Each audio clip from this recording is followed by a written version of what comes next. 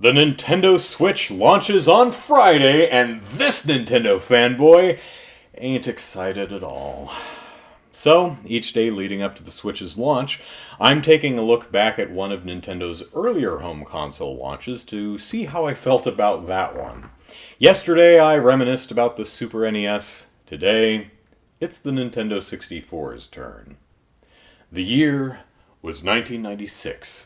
There was no real internet yet, but there was E3, there was Space World, and there were gaming magazines like Nintendo Power, GamePro, and a few others.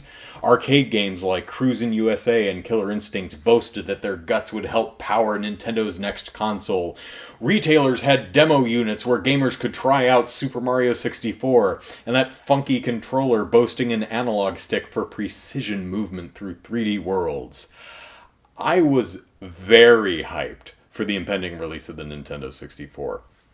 There had been 3D games prior, but there was simply nothing like Mario 64. It was, in every sense of the word, a revolution. A teenager at the time, I excitedly chattered to anyone who would listen about how cool Mario 64 was and the amazing potential of the system it ran on. So, did I buy it on day one? No. I bought it on day -3. Days before the system launched, I was pouring through the phone book calling every retailer within driving distance to see if they got the console in yet.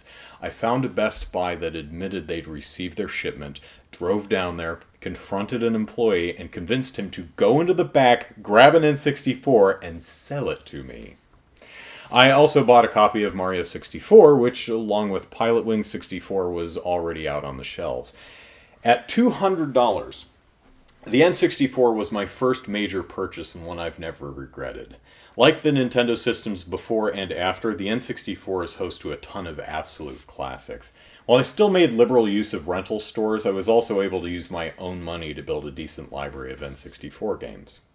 I went off to college soon after the N64 launched, but I came home many weekends to play games like Ocarina of Time with my mom.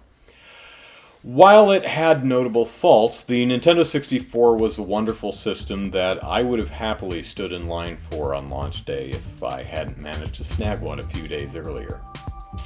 But what about the GameCube? Come back tomorrow, and I'll tell you.